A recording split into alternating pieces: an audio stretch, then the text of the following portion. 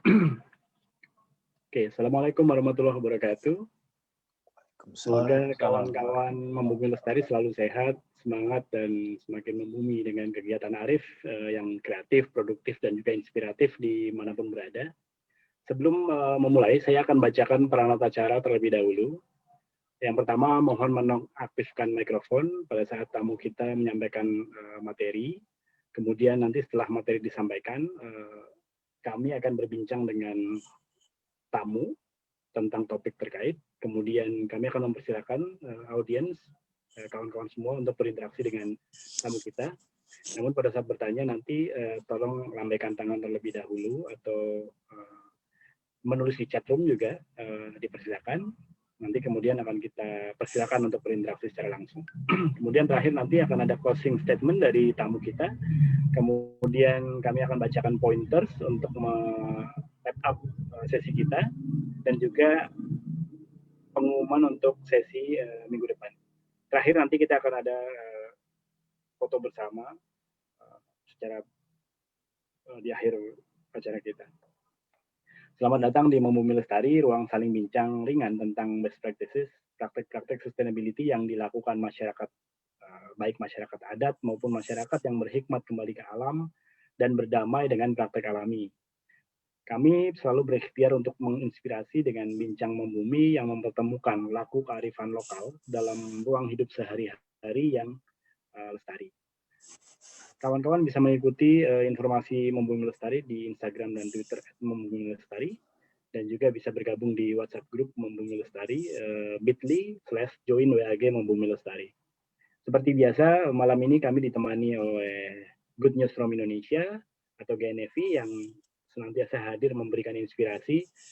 GNFI adalah platform media berbagi berita baik tentang Indonesia, dan kawan-kawan bisa mengunjungi melalui website goodnewsfromindonesia.id maupun kanal-kanal media sosial GNFI di Instagram, Twitter, Facebook, maupun YouTube.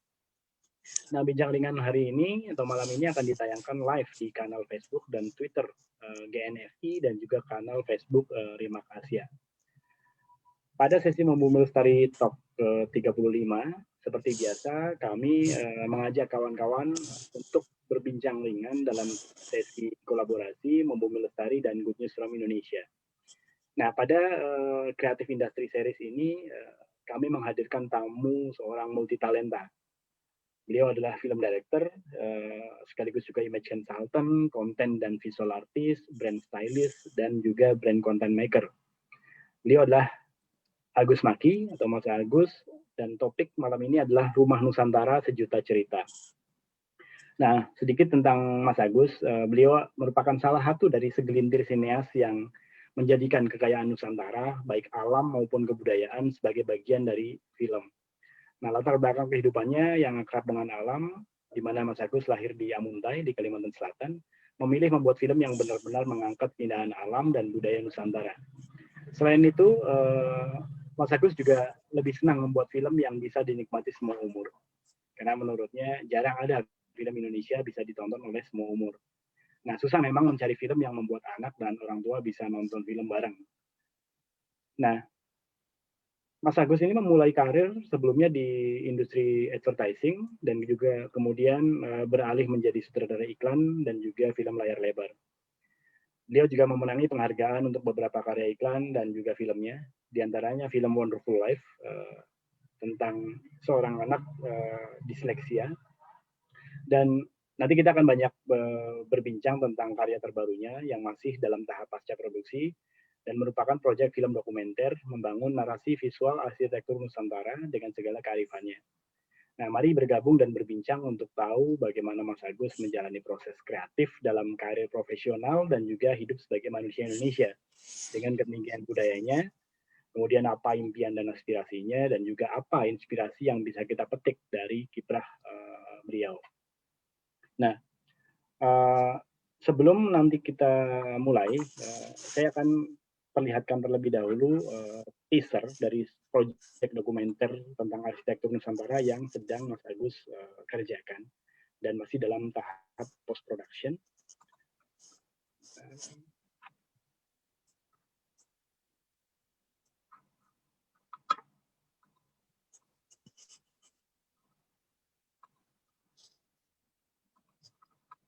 Sudah terlihat, Pak?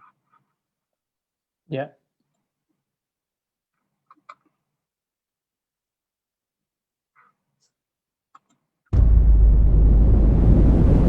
Rumah. Setiap orang mengartikannya dengan berbeda. Sebuah tempat berlindung, kata yang satu. Sebuah tempat berpulang, kata yang lain. Tabe kering, kipau pura mama, idang lekam malap dikta, bisa ringkaran banta, lieko amating kita. Satu lituli kan aku kerai, pangajak na lahirek, papa to dia na penting.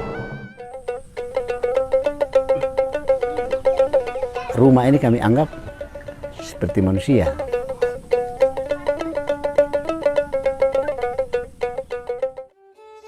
Rumah gadang ini ruangannya berdasarkan alam takambang jadi guru. Orang Jawa mempercayai bahwa ada hari buruk itu akan menimpa sang pemilik.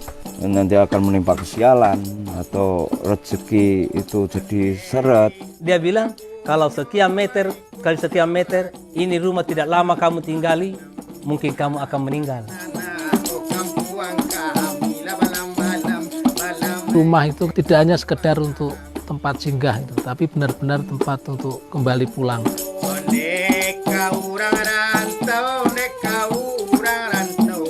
Ini lambang kebesaran nenek mama. Dia punya ada gelar datuk, tapi mana rumah gadangnya? Orang Jawa jangan sampai pas kontrol dari sejarah supaya tidak punah. Kita akan kehilangan identitas budaya kita, dan yang paling bahaya adalah generasi muda tidak akan mengetahui sejarahnya.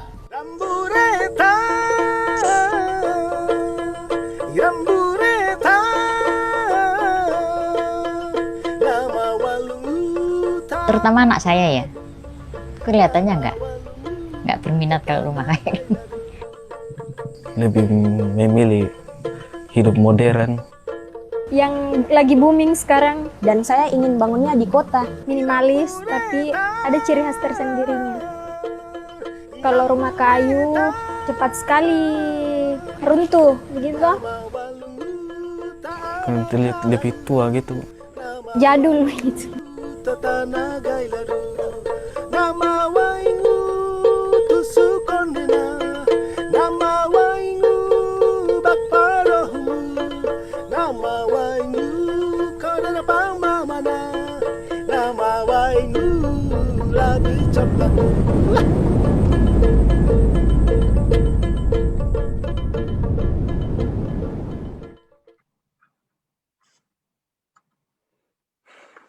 Wow. Luar biasa ini. Nggak sabar kita menunggu, Mas Agus. Kira-kira kapan, Mas? Iya. Ini deg-degan ini nonton kelengkapannya nih, Mas. Tahun depan ya pasti Januari mungkin bisa selesai. Di channel mana aja, Mas? Belum tahu lagi gimana launchingnya atau gimana. Yang di cover itu rumah-rumah dari mana saja, Mas Agus? Saya tuh pergi ke Solok Selatan, di Sumatera Barat, terus Gunung Kidul, Yogyakarta, Bulukumba, Sulawesi Selatan, sama Waikabubak, Sumba Barat dan Sumba Tengah. Ya. Kenapa milih daerah-daerah ini? Apa yang ingin diambil? Pertama mungkin lebih kepada relasi kita, Mas Yori Anta menyarankan pergi ke sana. Rumah asuh ya? Karena ada yayasan rumah asuh dan revitalisasi rumah-rumah gadang di sana dengan dengan program pemerintah 1 juta rumah gadang di sana sebagai tujuan wisata. Jadi kita pergi ke sana untuk memulai ini gitu dengan nol pengetahuan sekali, karena sebenarnya kan yang kita dalami adalah arsitektur, tapi kan latar belakang saya dan teman-teman adalah di industri production. Jadi kita harus bisa mempelajari arsitektur dari sudut humanis, bukan sudut kebenaran. Nah, jadi itu menarik sehingga sambil jalan kita pergi ya sambil melakukan sambil syuting. Jadi semuanya disambil. Iya, iya. Nah, ini Mas Agus ada materi mau sambil di-share atau nanti aja Mas Agus? Itu buat guide Mas Irwan aja, nggak apa-apa buat alur lebih enak. Siap. Nah, kalau gambar bisa mau diperlihatkan silakan, nggak apa-apa. Ya. Nah, berkaitan dengan film yang sekarang sedang digarap Rumah Nusantara ini, Mas Agus, apa yang melatar belakangi kenapa mengambil tema Rumah Nusantara? Awalnya teman saya Mas Agung Sentausa, dia membuat galeri virtual arsitektur Nusantara. Jadi dia ingin membuat sebuah website di mana di sana semua orang bisa mengakses informasi tentang rumah adat, rumah tradisi di Indonesia secara virtual, mungkin 3D masuk ke dalam, bagaimana bentuknya, terus keluar melihat landscape-nya dan sekitarnya dan bentuk-bentuknya. Jadi itu ide awalnya sebagai sebuah kumpulan galeri virtual arsitektur Nusantara. Nah, kalau berhubungan dengan saya sebenarnya tidak ada kaitannya dengan arsitektur karena kalau kita pun membuat dokumenter tentang rumah, pasti yang berhubungan dengan arsitektur adalah teknisnya, bagaimana rumah itu dibuat dan sebagainya. Tapi kita ingin membuat sesuatu yang sangat manusiawi, dan mungkin kata arsitektur Nusantara akhirnya kita rubah menjadi rumah Nusantara karena rumah itu yang paling dekat dengan orang, dengan manusia. Jadi kita berbicara dari sisi karakter, kemudian baru berbicara dengan mereka tentang rumahnya. Apapun etnis mereka berasal di mana, dan geografisnya seperti apa, itu adalah cerita mereka. Jadi itu yang saya dalami akhirnya. Nah, kalau dari sisi persiapan Mas Agus, berapa lama Mas persiapan dari mulai riset? Karena kan ini menyangkut sangat dalam ya kalau kita bicara rumah gitu ya. Rumah kan bukan struktur arsitektur ya. Dia lebih home bukan house gitu ya. Homey katanya istilahnya lebih gitu. Nah, terkait dengan peradaban, terus kemudian kebudayaan yang akhirnya bisa tercapture dalam tampilan lah ya, tampilan rumah, dan kita secara atmosfer pun atau ambience ketika kita memasuki terasa sekali gitu ya bagaimana ada budaya di dalam si rumah tersebut. Nah, risetnya berapa lama Mas waktu itu sampai benar-benar bisa oke, sekarang saatnya kita udah mulai langsung masuk ke persiapan produksi? Sebenarnya pekerjaan ini udah lama, cuman karena pandemi kan jadi terhalang. Jadi kita akhirnya mempelajari secara online dan mencari riset sementara dulu, sambil bertemu dengan para expert, baik dari akademisi maupun praktisi, maupun dari sisi bisnis dan dari masyarakat. Kemudian kita mendapat akses ke Solok Selatan, baru kita memulai. Jadi pekerjaan yang saya syuting adalah sebenarnya bagian dari pekerjaan riset. Jadi sekalian.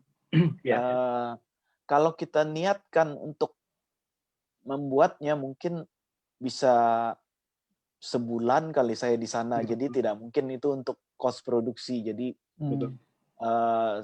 jadi sebelumnya kita mempelajari apa yang kita bisa, dan kita mengunjungi tempat yang kita yakin kita bisa dapat informasi yang bagus di situ dan cukup lengkap. Seperti itu. Ya, artinya kalau misalkan secara proses, kalau dibanding dulu misalkan menyiapkan sebuah proses produksi iklan, berbeda sekali ya, karena di sini sangat dinamis ya. Dinamikanya bisa sewaktu-waktu terjadi, jadi antara persiapan awal kadang malah bisa terjadi banyak sekali improvisasi gitu ya Mas. Iya. perlu pemahaman bahwa harus ditekankan kepada saya dan tim saya bahwa saya ini membuat dokumenter yang sangat berkarakter, artinya karakter manusia. Jadi saya bukan membuat promosi wisata, bukan membuat iklan pariwisata, bukan membuat keindahan Indonesia, tapi saya mengunjungi tempat orang dan rumahnya. Jadi itu yang selalu saya tanamkan supaya bisa fokus. Karena kalau enggak kita terlalu cepat untuk jatuh cinta sama pemandangan bagus. Betul. Sehingga kita lost dan kemudian jadi mengada-ngada gambarnya. Artinya diindah-indahkan, dicantik-cantikin, di apa-apain lah gitu. Maksudnya secara natural tidak lagi. Tapi kadang-kadang ada yang harus kita setting karena kalau terlalu biasa gambarnya kurang juga. Umpamanya dia datu. Mungkin kalau datu ya harus berpakaian seperti datu, bukan kayak mamang-mamang gitu kan. Biar ketahuan. Itu yang disetting ya.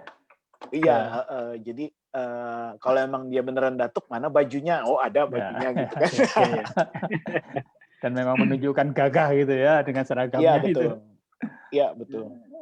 Dan kelihatan sikap dan sifatnya ketika berpakaian itu kan berbeda dengan ketika dia tidak berpakaian seperti itu. Jadi komentar-komentarnya pun jadi seperti dia gitu loh, bukan dia mengada-ngada atau mengarang untuk membuat-buatnya. Jadi emang kadang-kadang ada kejujuran juga yang mereka tampilkan, ada juga kebohongan, ada juga yang ngarang sih. Jadi kita melihatlah suasana itu. Jadi kesan Mas Agus bertemu dengan orang-orang yang ditemui dalam cuplikan film tadi itu ya, itu apa yang membuat Mas Agus dan tim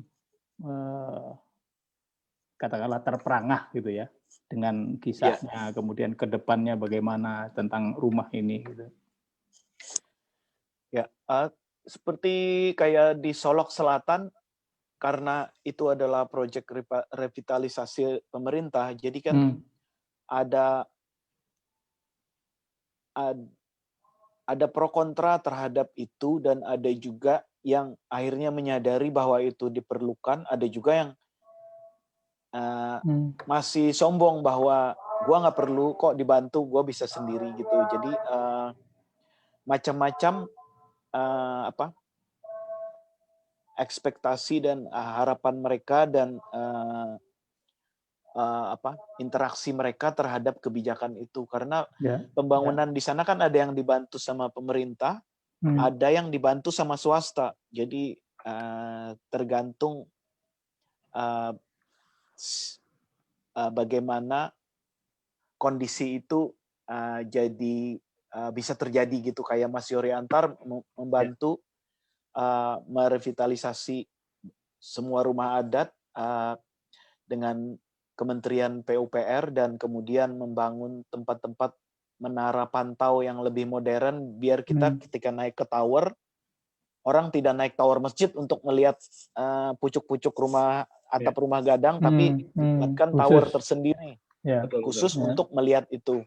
Kemudian ada tempat nongkrong atau tempat jualan, semacam tempat wisata lah di pinggir sungai, dibuatkan juga bentuk-bentuk rumah gadang yang modern, tapi bisa jadi kafe mungkin di situ dan sebagainya. Jadi karena itu kan sebuah kabupaten kecil yang lumayan jauh jaraknya, kurang lebih mungkin 4 jaman lebih kali ya.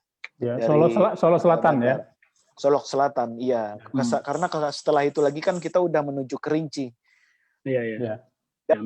Ada tempat yang bagus untuk kita santai sebelum sampai Solok Selatan, itu namanya daerah Alahan. Jadi di Alahan itu ada 2 tempat, danau atas dan danau bawah, dan tempat yang dingin sekali gitu. Jadi itu juga menarik.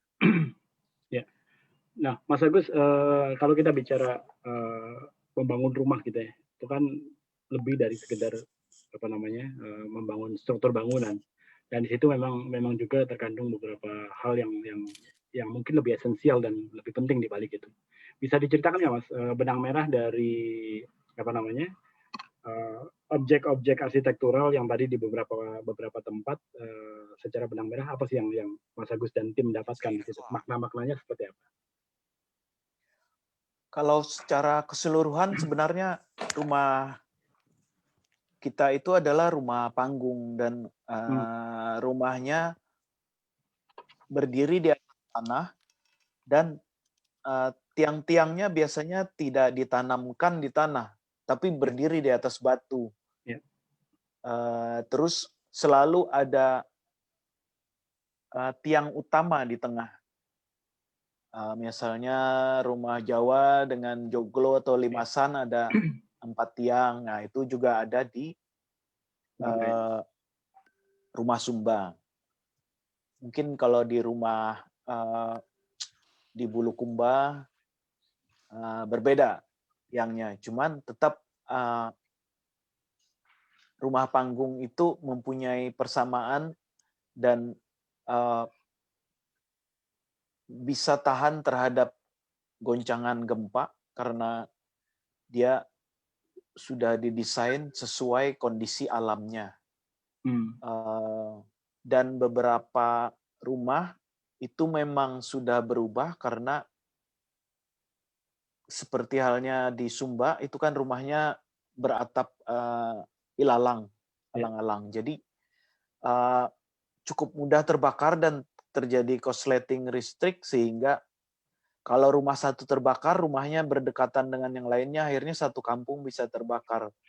Jadi itulah yang terjadi di beberapa tempat di kampung di Sumba yang akhirnya rumah-rumah itu merubah atapnya menjadi atap seng dan mungkin itu jadi lebih murah dan badannya sudah tidak kayu lagi tapi semen. Jadi ada beberapa perubahan-perubahan yang cukup signifikan dan itu juga bisa diterima atau tidak diterima sama mereka.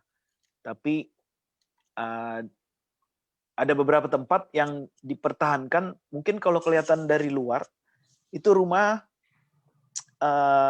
asli gitu ya. Tapi sebenarnya tiang-tiangnya beton.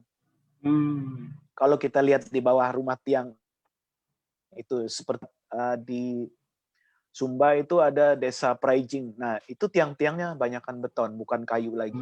Tapi yang di video kita itu ada tadi namanya Kampung Tarung di Sumba Barat juga. Itu rumahnya beneran tiang kayu. Jadi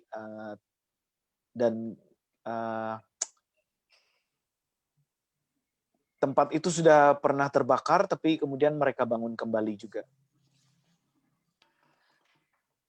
Jadi banyak banget perubahan-perubahan dari bentuk rumah dan bahan-bahannya dan kondisinya. Kalau mengenai fungsi mungkin tetap sama, apakah itu rumah adat atau rumah tradisional atau rumah tinggal buat masyarakat, pasti di tiap daerah berbeda-beda. Seperti halnya kalau di Solok Selatan, rumah gadang. Kalau rumah adat berarti kan itu rumah pemberian buat pemimpin kaumnya, sukunya. Jadi mereka memilih seorang datu dan datu itu pantas untuk tinggal di rumah situ. Dia bisa diberi kehormatan, dikasih kayak di depan tuh ada kayak apa ya, pelataran atau apa, itu juga tidak bisa sembarang diperuntukkan. Jadi itu memang hadiah. Terus di dalam juga ada namanya anjung. Anjung tuh lantai, habis itu ada naik sedikit, terus ada satu tempat di mana buat tempat duduk atau tempat beristirahat.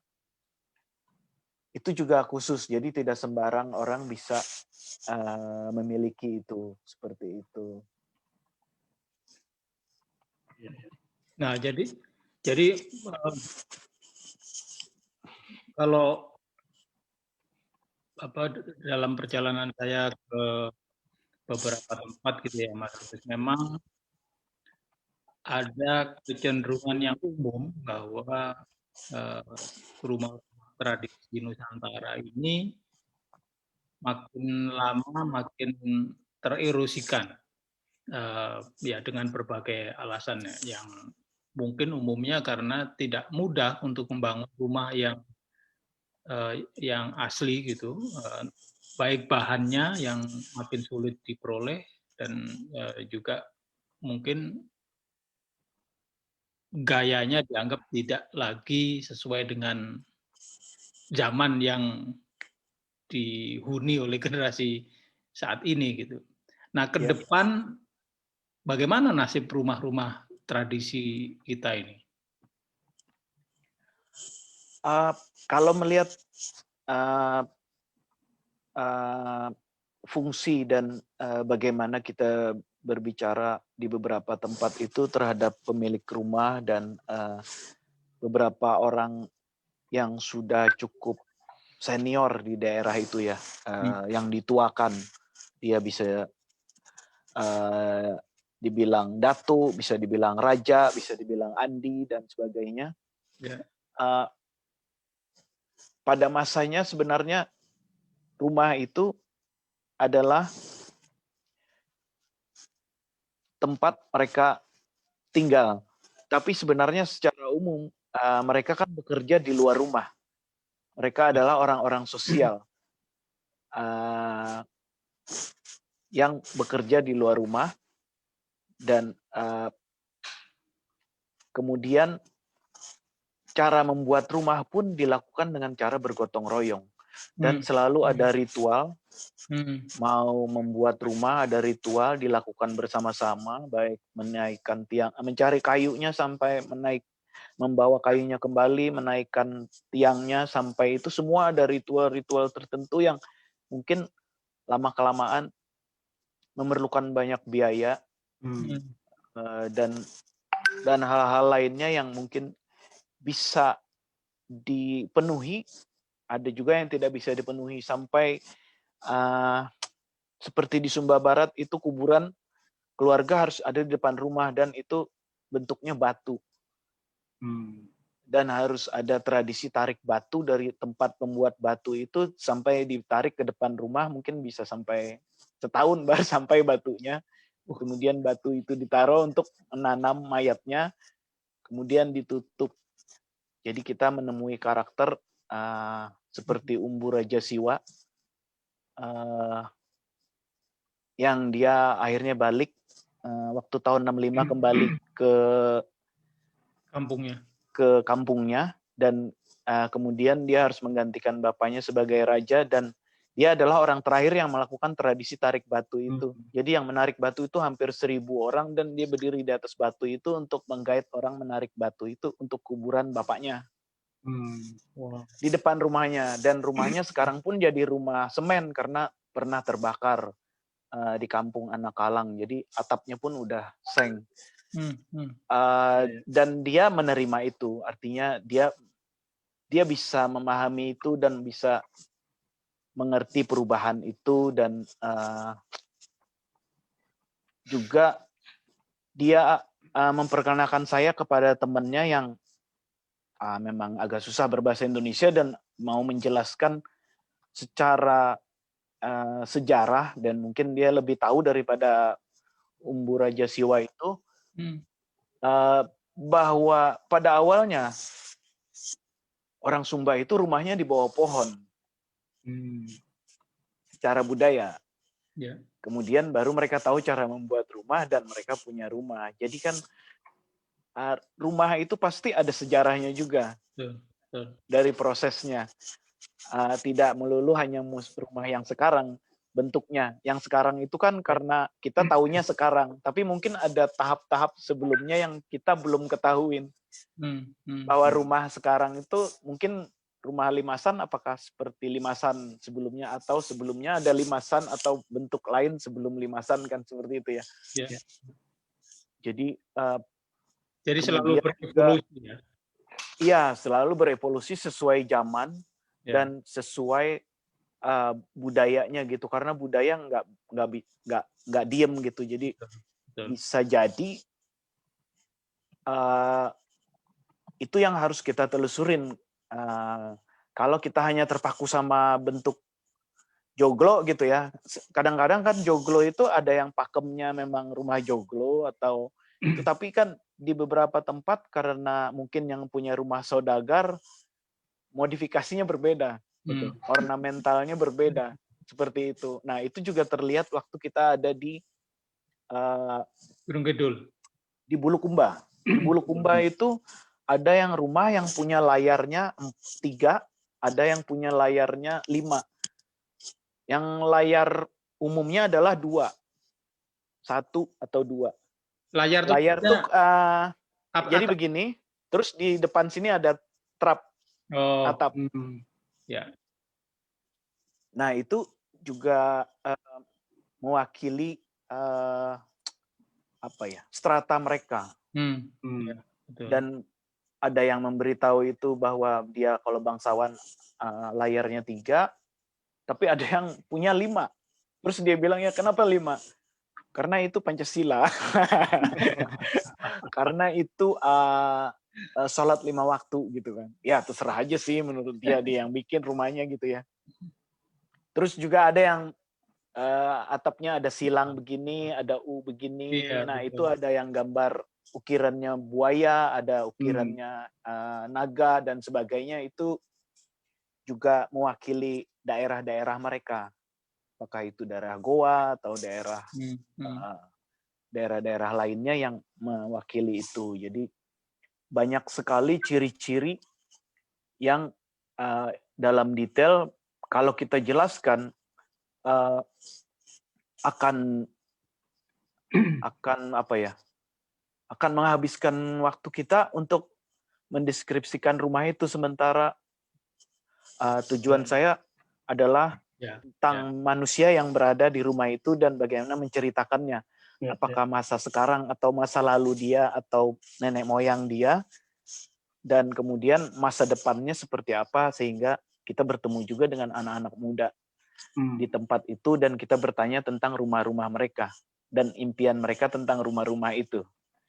Kemudian kita juga bertemu dengan para musisi, para seniman, biar kita mengerti bahwa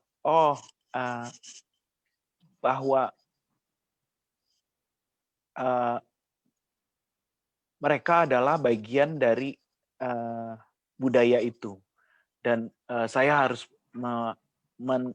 menempatkan mereka, musisi-musisi muda itu, di tempat yang terhormat di dalam video dokumenter saya ini sebagai komplimen terhadap cerita itu. Makanya ada anak-anak muda yang mungkin menyanyi, ada yang dengan gayanya sendiri, macam-macam. Jadi saya juga menemui beberapa seniman untuk karya mereka itu menjadi komplimen dari dokumenter ini. Jadi semua saling terkait. Nah, terkait dengan ini Mas Agus, kalau kita melihat bahasa dari film, kita bahasa visual maupun bahasa verbal gitu ya. Nah, untuk hal-hal yang sifatnya non visual, bagaimana menangkap pola-pola narasi secara verbal yang terkait dengan budaya yang bisa dimasukkan ke situ, Mas. Kayak tadi misalkan melibatkan musisi. Nah, apakah juga dipilih elemen-elemen yang benar-benar juga menarasikan masih ada esensi-esensi budaya dalam elemen-elemen narasi verbal ataupun musikalnya. Ya. Pada masanya semua teknik membuat rumah itu mungkin tidak pernah dituliskan, tidak pernah digambar. Jadi dia diungkapkan melalui pantun, melalui syair, melalui apa itu. Jadi seperti halnya ketika di Solok Selatan, mungkin seorang datu dan para tukang tuo, artinya tukang-tukang senior yang mengerti membuat rumah gadang, itu berkumpul bersama, terus mereka berpantun seperti kedengarannya kayak ribut atau berantem. Padahal itu menjelaskan tentang cara membuat rumah. Kalau kita yang mengerti bahasanya, dengan bahasa mereka. Begitu pula di Sumba Barat, bagaimana cara membuat rumah itu dijadikan syair kayak orang yang nge-rap. Biar mereka ingat. Biar kalau diturunkan ke anaknya ingat nyanyian rap itu seperti apa. Dan itu membuat rumah umpamanya dimulai dengan tiangnya harus dicari di sana, nama kayunya anu. Terus ditarik di bawah, terus diberdirikan 4 tiang. Maksudnya itu dirunutkan sebagai sebuah proses. Kemudian kalau di Bulukumba yang kita temukan adalah ternyata tukang itu juga seperti paranormal. Dia bisa menentukan hidup mati pemilik rumah. Kalau kamu mau buat rumah, ukurannya seperti apa dan bagaimana. Nah, dengan kayak ukuran gini, kamu matinya nanti di luar dulu. Baru nanti kamu balik ke rumah. Atau kamu mau mati dalam rumah, ukurannya seperti ini. Jadi ngeri kali ya.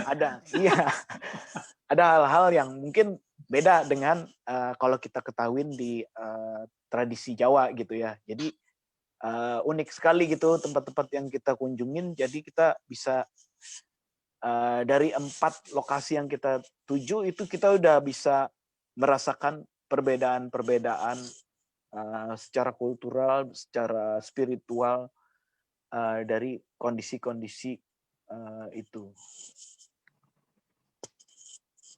Ya, kemarin, nah mungkin Suci bisa cerita juga nih mengenai rumah di Pinrang sama Endrekang. Tapi kami kemarin berkunjung juga ke Toraja. Nah, rumah Toraja ini juga luar biasa. Kandungan filosofinya banyak banget. Dan ukiran yang dikasih warna merah, kuning, itu warna-warna alami semua yang mereka buat dari tanah. Dan yang paling populer kan di sana adalah kerbau ya, dan kerbau ini bagi masyarakat di sana adalah simbol power, simbol kekayaan, yang itu di dalam rumahnya merupakan bagian dari ornamen yang selalu ada tuh dalam desain, dalam ornamen ukiran di dinding rumah-rumah Toraja maupun juga lumbungnya. Nah, itu selalu ada gambar kerbau dan juga gambar burung. Burung itu yang menunjukkan elegan, gitu, femininity gitu katanya. Jadi sesuatu yang selalu punya punya filosofi ya dalam membuat rumah itu. Dan memang kalau saya baca dari jurnal tentang rumah Toraja itu cukup rumit ya pengertian, dan masing-masing bagian di dalam rumah itu mengandung arti itu. Jadi bukan hanya sekedar membangun, tapi ada artinya, termasuk warna. Kenapa menggunakan warna merah? Artinya warna merah itu apa? Hitam itu apa? Kuning apa yang dimaksud? Ya luar biasa. Nah, kalau mendengar tadi dalam cuplikan filmnya Mas Agus itu ada wawancara juga dengan generasi yang sekarang ya, yang cenderung yaitu tidak lagi tertarik dengan gaya rumah jadul, dia bilang. Jadi menurut perjalanan Mas Agus selama membuat film itu, kedepannya kira-kira ke arah mana, Mas? Orang cenderung membangun rumah itu pragmatis, praktis gitu, atau masih juga membawa tradisi dan sejarah di dalam mendirikan rumah mereka? Kalau melihat beberapa pendapat para ahli maupun praktisi maupun dosen yang kita temui sampai ke anak-anak muda, pastinya mereka adalah orang-orang yang update, orang-orang yang ingin kekinian itu lekat sama mereka, karena mereka adalah bagian dari budaya masa kini. Jadi pastinya mereka berpikiran modern. Tapi ada beberapa generasi yang mungkin memodifikasinya. Seperti halnya rumah-rumah joglo, rumah limasan, kalau di Jawa bisa jadi kafe, di Jakarta bisa dijadikan kafe, tapi fungsinya beralih. Beralih fungsi. Dan juga ada program pemerintah yang mungkin merevitalisasi rumah-rumah adat itu untuk kebutuhan pariwisata atau kebutuhan mempertahankan bentuk-bentuk arsitektur sehingga dia tidak punah sebagai sebuah bentuk rumah-rumah adat yang mungkin sangat variatif dan mungkin aja pernah ada rumah adat yang punah dan kita menyayangkan itu udah tidak ada lagi gitu. Ada kayak di Kalimantan Selatan mungkin rumah adat itu atau rumah tradisional itu macam-macam bentuknya, ada sampai 9 rumah. Tapi itu kan berdasarkan keturunan bangsawan. Ini rumah raja, ini rumah pati, ini rumah cewek, ini rumah istri, ini rumah siapa. Jadi bentuk rumahnya akan mengikuti seperti itu. Nah, ketika rumah itu bentuknya tidak ada lagi, kan hanya di pikiran dan bayangan, itu tidak harusnya dibuat lagi dan ditempatkan supaya ada fisiknya gitu. Tapi kalau tidak ada fisiknya, makanya sekarang yang dibuat adalah galeri virtual, sehingga divirtualkan, sehingga orang masih bisa mengalami melihat rumah itu dari luar dan memasukinya. Sementara kalau dari saya membuat dokumenternya adalah lebih kepada ceritanya, konsepnya, dan bagaimana rumah itu. Jadi banyak cara untuk mempertahankan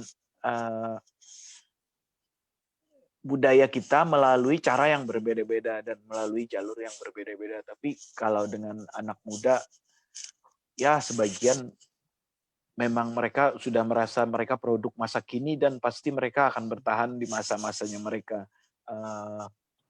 Karena kebanyakan jawaban mereka ya memang mereka pengen update. Jadi itu yang kita sayangkan dan bagaimana kita bisa mempertahankan itu dan mendekatkan kembali mereka terhadap karakter budaya daerah masing-masing gitu, seperti itu. Jadi kalau dalam film ini pesan utama yang ingin disampaikan apa, Mas Agus? Apa yang ingin ditangkap dan disampaikan ke publik atau ke stakeholder gitu ya mengenai Rumah Nusantara ini? Intinya sebenarnya mau menceritakan tentang perkembangan dan perubahan dan bagaimana cerita orang-orang di dalam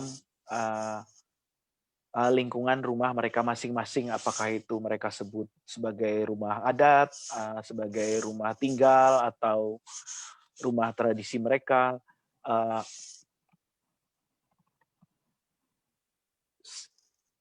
Jadi ini secara visual kita pengennya sebenarnya membuat ini menjadi sebuah pustaka visual. Artinya kalau kita berkunjung ke semua provinsi dan mengetahui rumah-rumah adat sampai rumah-rumah tradisi mereka, itu adalah kekayaan karakter bangsa kita dan kekayaan atau aset negara kita yang perlu kita pertahankan, dan juga sebagai bahan edukasi bahwa rumah pada masanya dibuat sesuai kondisi alamnya, dibuat dari benda-benda di sekitar rumah itu, tidak ada benda-benda asing. Sementara rumah sekarang banyak benda asing yang hadir di rumah yang mungkin tidak pada tempatnya atau dia berasalnya dari bukan di situ gitu. Jadi percampuran itu yang menarik, yang jadi pembicaraan. Jadi kita tidak memberikan jawaban, tapi kita malah memberi pertanyaan kepada penonton. Ya. Oke, baik. Terima kasih, Mas Agus. Inspirasinya melalui film ini. Silakan kawan-kawan, jika ada yang mau bertanya langsung, monggo. Menarik nih soal rumah Nusantara yang arsitekturnya banyak banget sebetulnya bentuknya ya. Macam-macam, luar biasa. Mulai dari Papua sampai Sumatera Utara, Aceh, semuanya beda-beda. Dan yang menarik, rupanya antara rumah Batak dan rumah Toraja itu kan ada kemiripan. Ya. Nah, itu asal-usulnya rupanya sama, berasal dari, lupa namanya, sekitar 1500 sebelum Masehi. Jadi orang-orang di Batak sama Toraja itu dulunya 1500 sebelum Masehi itu berasal dari wilayah di Vietnam. Apa gitu, lupa namanya. Dongsung apa Dongsong. Oke, kawan-kawan, monggo. Halo, Mas. Ya, silakan. Sorry nggak menampakkan wajah ya, seperti biasa kalau malam. Maskeran ya? Mode bantal sudah. Baru pulang tadi soalnya jadi masih lelah. Halo Mas Agus Maki, salam Ya, kenal. Mbak Suci. Ya, salam. Ya, saya Suci, kawannya Pak Dwi dan kawannya Mas Irwan. Ini idola saya juga ada di sini, Mas Inggi. Apa kabar, Mas Inggi? Ya, ada Mas Inggi, Baik. saya lihat. Saya juga lagi maskeran. Masker itu masih buang, Mas. Mode maskeran. Oke, Mas Agus, saya sangat senang sekali gitu ya, ada karya yang luar biasa. Nanti mudah-mudahan sih cepat jadi dan kita bisa menikmati hasilnya. Dan sedikit saja sih sebetulnya cerita soal perjalanan kami kemarin, saya dan Pak Dwi ke beberapa kabupaten di Sulawesi Selatan, di Pinrang, Enrekang, Luwu, dan Toraja. Dan memang mungkin tidak jauh ya dari mungkin di rumah-rumah di Bulukumba, di Sulsel, karena memang sepertinya Bugis, Goa gitu ya, itu satu tradisi yang berdekatan begitu ya.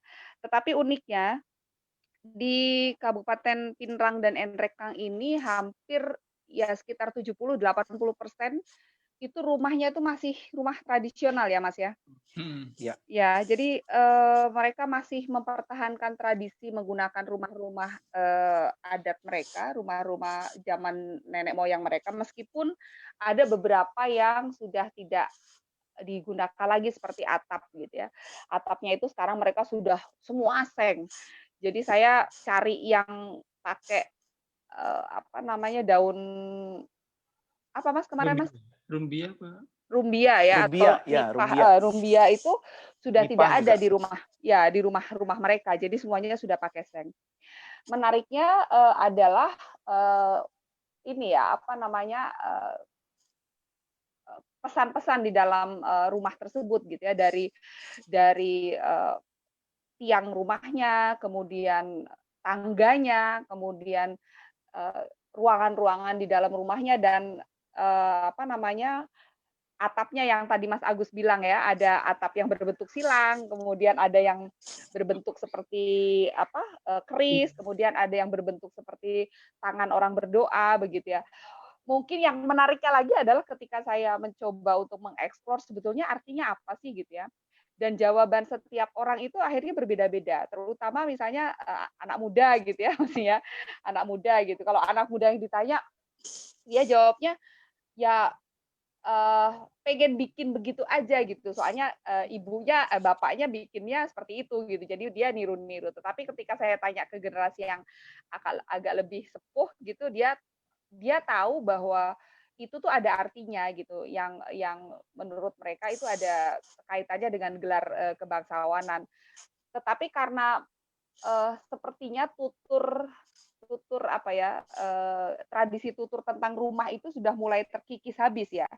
Jadi seperti tangga misalnya, ada tangga yang satu saja tangganya, kemudian ada tangga yang berbelok, ada tangga yang ada terasnya gitu. Itu pun berbeda gitu, berbeda tergantung dari ya tingkatan kebangsawanannya. Tetapi rumah-rumah yang sekarang yang mereka tinggali, meskipun semuanya masih menggunakan rumah lama, mereka kebanyakan, saya tidak melakukan riset lebih mendalam karena singkat sekali perjalanannya, tetapi mereka bilang mereka tahu itu ada artinya, tetapi mereka sudah tidak lagi peduli dengan itu ada artinya gitu ya. Mereka ya sekedar kalau mau bikin tangganya belok ya belok aja gitu. Padahal itu dulu tuh tidak seperti itu gitu. Jadi tidak boleh gitu kalau orang yang bukan bangsawan kemudian pakai tangga yang belok atau pakai tangga yang ada terasnya begitu. Jadi sudah seperti itu dan ya nggak menyalahkan juga sih ya generasi muda mereka dengan zamannya sendiri gitu ya. Cuman ya saya terkesannya ketika di Pinrang dan Enrekang itu luar biasa gitu ya, satu berapa kecamatan gitu kita lewat itu hampir rata semuanya rumahnya seperti itu. Jadi serasa ada di mana gitu ya, masih masih bagus lah ya di sepanjang jalan itu kita ngelihat rumah-rumah yang masih tradisional seperti itu. Itu saja sih Mas Agus pengalamannya kemarin gitu ya. Dan kemudian kalau yang di Kalimantan itu pun demikian ya. Jadi kalau saya di Kalimantan ya lumayan cukup inilah ya karena beberapa kali live in di sana. Dari segi pembuatannya yang sama sekali mereka tidak mengeluarkan uang karena gotong royong itu tadi ya, dari yang mengambil kayu, nyeret kayunya ke kampung, dirikan, dan mereka bergantian satu kampung itu kalau ada yang bikin rumah ya bergantian bikin rumah gitu ya, sampai ke materialnya pun mereka gotong royong gitu, sampai ada orang yang bikin rumah tuh 0 rupiah gitu karena mereka mereka masih memiliki sifat kegotong royongan di satu kampung gitu. Jadi semua rumah di kampung tersebut dibikin oleh satu kampung itu gitu. Dari yang namanya nebang pohon sampai diriin rumah sampai selamatannya ya semuanya ya sekampung itu gitu. Jadi ya emang luar biasa sih sebetulnya kita zaman dulu itu ya. Dan mungkin kalau di Kalimantan di pelosok-pelosok masih seperti itu ya. Di tempat penelitian saya pun masih seperti itu. Masih 0 rupiah kalau untuk membuat rumah. Itu saja sih Mas Agus. Bravo lah, keren. Iya.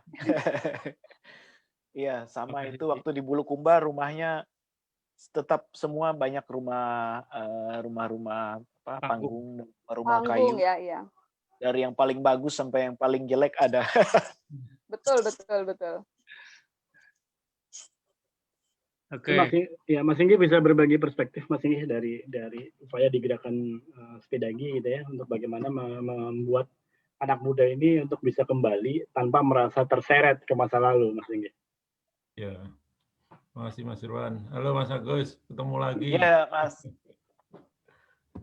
Mas Inggi, tadi saya lihat di Instagram sama Dubes. Iya tuh. Apa ya? Sebenarnya kalau Sepedagi itu salah satu nilai yang pengen disampaikan ke anak muda adalah bagaimana mereka bisa melihat masa lalu itu sebagai masa depan. Karena dalam pengalaman Sepedagi ini banyak sekali sesuatu yang katanya usang, ditinggalkan itu sebenarnya penuh dengan nilai-nilai masa depan. Karena roda kehidupan itu sepertinya ada di putaran yang kembali ke masa lalu, tapi ini nggak berputar kembali yang ke masa lalu, tapi sebenarnya seperti gerak spiral, jadi dia sebenarnya ada di depan. Jadi kalau spiral kan dia maju pada garis horizontal, dia sejajar, tapi sebenarnya posisinya di depan seperti itu. Jadi nilai-nilainya sama, tapi ada di era yang baru. Inilah yang penting sebenarnya. Nah, itu sebenarnya bisa dijelaskan di ini. Sebagai contoh, misalnya pengalaman saya dulu belajar desain, saya selalu merasa bahwa ketika, terutama setelah saya lulus kuliah ya, saya merasa bahwa ilmu desain itu dari luar. dari Eropa, dari mana Bauhaus atau dari Jepang, dari ya negara-negara industri lah. Tapi ternyata ilmu desain itu ada di semua peradaban.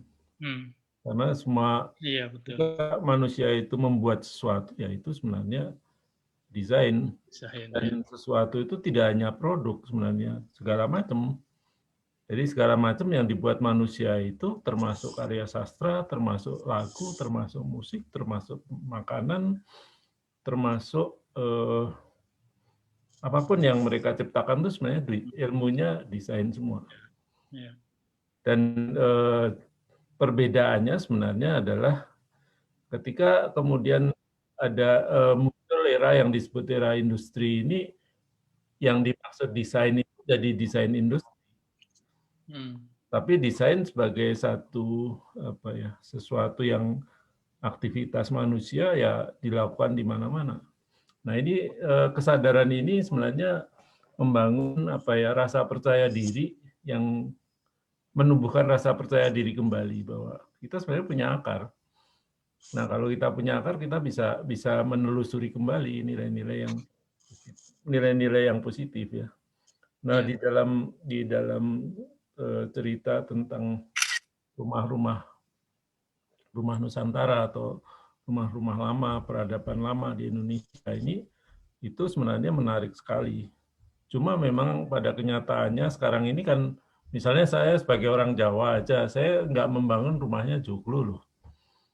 Ya, seperti itu. Kalau saya sendiri, ketika saya membangun rumah, memang saya tidak relate ke nilai-nilai yang lama. Semuanya kebutuhannya fungsional dan estetik berbasis fungsional ya sebenarnya. Jadi sesuatu yang didefinisikan baru. Tapi sebenarnya akan lebih baik jika kita belajar dari apa-apa yang sudah sekian lama dilakukan oleh atau dikumpulkan pengetahuan itu melalui artefak-artefak atau budaya-budaya yang lama. Sebagai contoh, kalau kaitannya dengan gempa, itu bangunan-bangunan lama yang sampai sekarang masih kuat berdiri itu sebenarnya kan teruji. Ya. Jadi itu satu hal yang sangat jelas ya seperti itu. Kemudian simbol-simbol ya. Simbol-simbol itu perlu dipelajari kembali karena kalau dulu itu kan memang orang bahasanya simbol ya. Simbol itu sebenarnya kalau menurut saya bisa jadi itu memang ada kaitannya dengan yang fungsional, tapi juga ada kaitannya juga mungkin sesuatu yang fungsional amati, fungsional simbolik yang tidak terkait dengan hal yang fisik ya, terkait dengan sesuatu yang spiritual itu bisa juga ada seperti itu. Nah ini juga sesuatu yang mungkin perlu dipelajari. Terus kalau dari pengalaman saya sendiri dalam berkarya, saya selalu percaya bahwa semua benda itu berkomunikasi dengan kita, dan itu sangat jelas di dalam kehidupan tradisional. Ya. Jadi rumah dan penghuninya itu terhubung dengan sangat kuat. Itu muncul dalam banyak ritual-ritual yang ada dari sejak mulai merencanakan membangun, sampai kemudian dibangun, sampai kemudian ada upacara-upacara untuk ketika mereka sudah menghuni, dan ada hal-hal yang kemudian harus dilakukan ketika orang mau meninggalkan tempat itu atau memindah atau segala macam itu ada. Nah, sekarang tinggal bagaimana kita mentransformasikan pengetahuan-pengetahuan itu dalam kehidupan sekarang. Tidak mudah. Kalau saya sih ngelihat sebenarnya kenapa itu penting agar kita itu sebenarnya tidak berdiri di sesuatu yang tanpa pijakan. Ya. Jadi kita harus punya fondasi yang kuat atau akarnya itu di mana, dan itu meneguhkan dan membuat kita percaya diri kalau menurut saya. Jadi artinya kalau kita punya rumah seperti ini ya kita tahu sebenarnya kenapa seperti ini, baik dari sisi fungsi maupun sisi-sisi yang sifatnya filosofis dan simbolik dan yang lain lah seperti itu. Saya sekali tanya nih ke Mas Agus, Mas. Iya, Mas. Kalau saya lihat kan rumah-rumah lama itu sebenarnya mahal sekali ya, sangat mahal ya. Jadi misalnya kayak di Wairebo itu pada, kalau saya nggak salah tangkap ya, pada akhirnya mereka nggak bisa membangun kembali kan, ketika ada yang rusak ya. Jadi sebenarnya apa terjadi kemerosotan ekonomi atau sebenarnya fenomena apa yang terjadi? Karena dulu mereka berarti sangat kaya ketika mereka bisa membangun seperti itu. Itu satu. Ya, mungkin. Kemudian yang kedua, di Toraja atau Batak itu juga rumah Nias juga, rumah-rumahnya kan luar biasa tuh. Ya. Apakah itu memang rumah kelas masyarakat tertentu atau semua masyarakat tinggal di tempat itu? Dalam arti bahwa memang tidak ada rumah-rumah biasa gitu loh di sana, atau seperti apa? Terima kasih, Mas. Ya. Kalau di Sumba Barat, Wairebo itu semua waktu mereka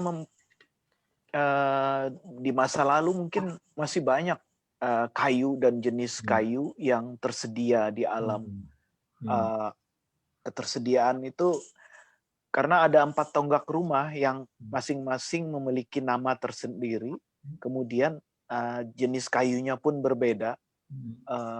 Dan tonggak rumah itu adalah empat tonggak utama yang mana di tengahnya ada dapur yang mereka sebut itu jantungnya rumah itu. Jadi di sana mereka menyimpan bahan makanan dan sebagainya, sehingga itu jadi sangat spesial gitu.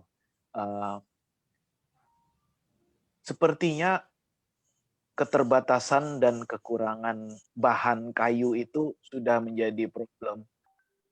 Juga dengan alang-alang yang jadi bahan atap itu menjadi sangat mahal dan kemudian secara ekonomi jadi tidak terjangkau dan akhirnya mereka menggantinya dengan seng. Kalau di daerah lain mungkin berbeda adat istiadatnya, kelompoknya, kaumnya, seperti halnya kalau orang di Solok Selatan tuh kan memberitahu sukunya itu kaumnya dia, berarti mereka sangat berkelompok gitu, dan mungkin itu yang terjadi di Nias dan di tempat-tempat lainnya yang mana mereka memang menjadi satu suku yang eksklusif gitu. Dan cara membuat rumahnya pun mungkin hanya mereka yang tahu. Dan ada kejadian ketika ada tsunami dan rumah itu kena gempa dan terbukti tidak rusak karena gempa, tapi juga rumah-rumah itu akhirnya diselidiki orang asing yang datang karena membantu kondisi tsunami saat itu, dan mereka bisa mempelajari itu dan membawa bahan-bahan rumah itu akhirnya ke luar negeri untuk mereka pelajarin. Jadi ya semacam kecolongan lah kita.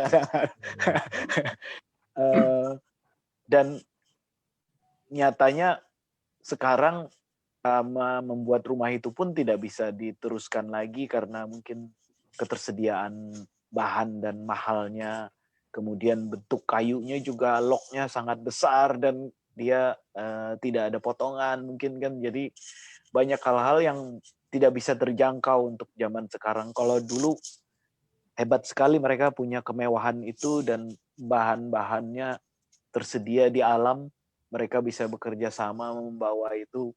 Di zaman sekarang kayaknya sangat sulit untuk melakukan itu ya. Dan juga pasti cukup mahal. Ya. Oke.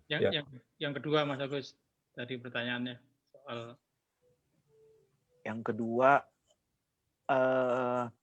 jenis rumah, apakah memang umum semua seperti itu atau ada perbedaan antara rumah?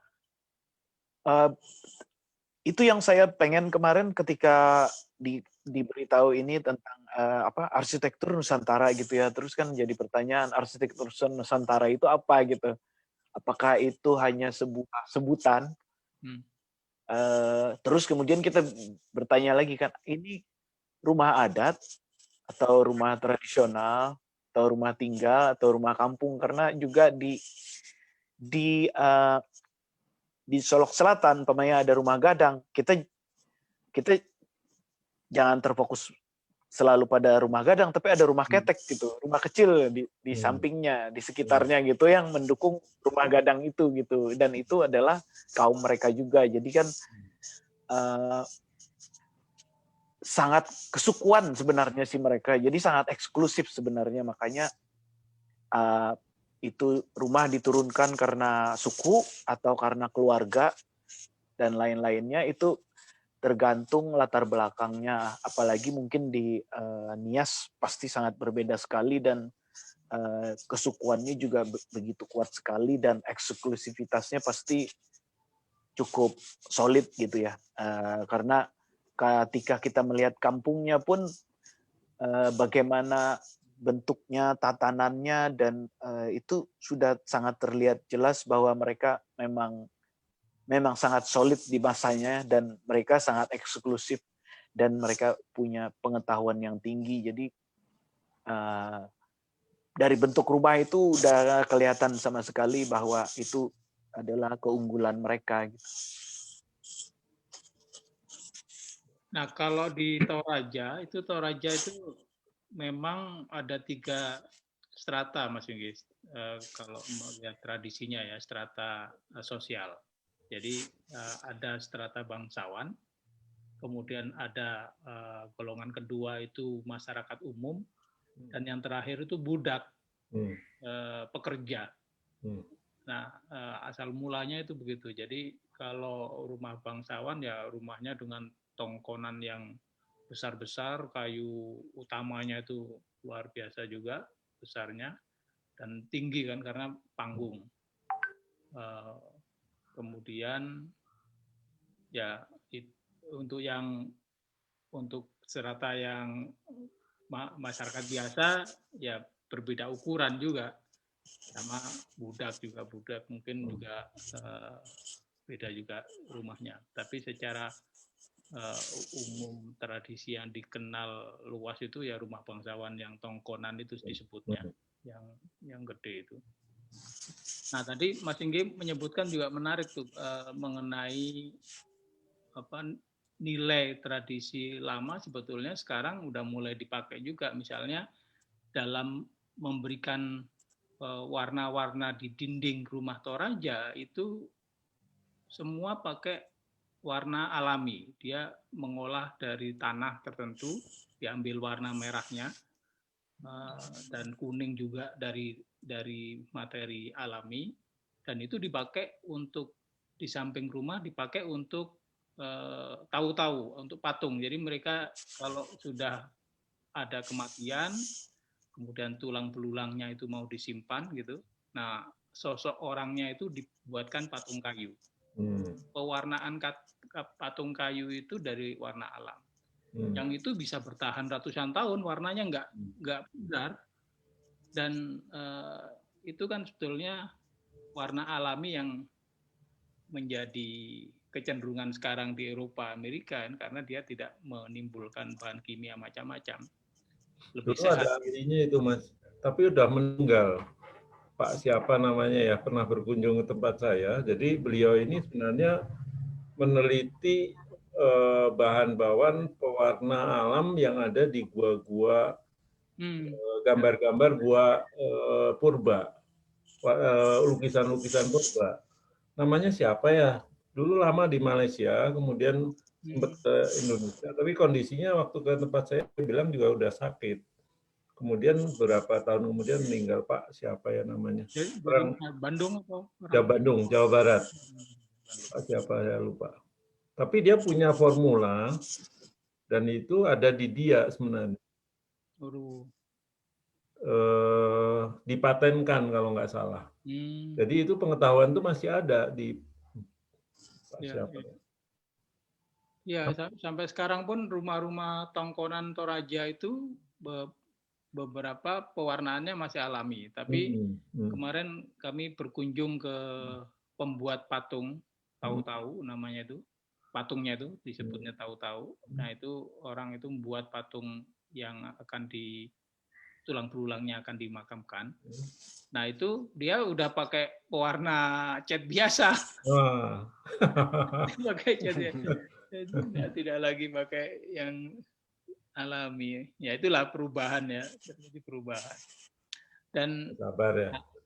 Mengenai tadi bahan ya Mas Agus ya. Mungkin pada sisi lain kita bisa barangkali ya menyebut itulah kegagalan kolektif masyarakat yang tidak bisa melihat visi ke depan dengan menjaga bahan-bahan natural yang penting bagi kelanjutan hidup mereka gitu. Jadi kalau mereka tahu bahwa untuk membuat rumah itu dibutuhkan materi tertentu dan itu untuk menumbuhkan perlu 10-50 tahun, harusnya ada tradisi nanam atau apa gitu ya.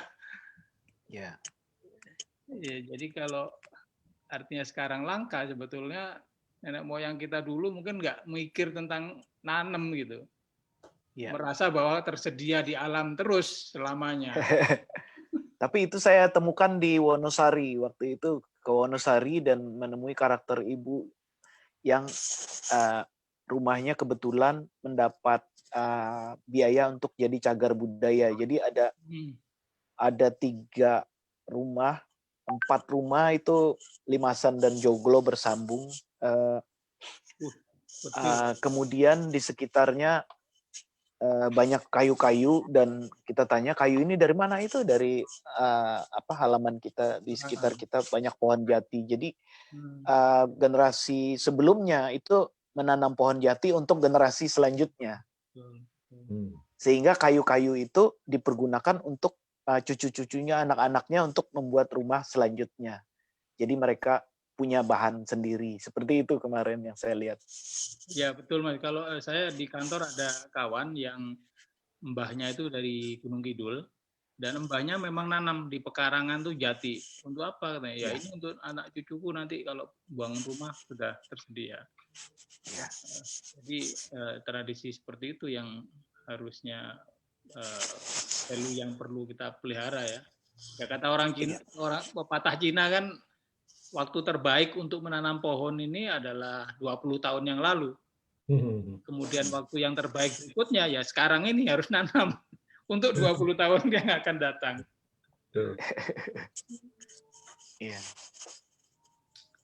Ya silakan kawan-kawan yang ini ada dari Repa nanya ya. Ya saya boleh nanya? Ya, silakan Mbak Uni. Oke.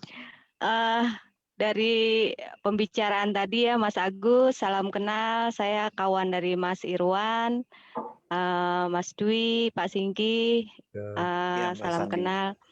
Oke, ini kan tadi kita bicaranya adalah kenapa sekarang tidak lagi dipakai gitu. Kenapa sekarang tidak lagi rumah-rumah itu dipertahankan?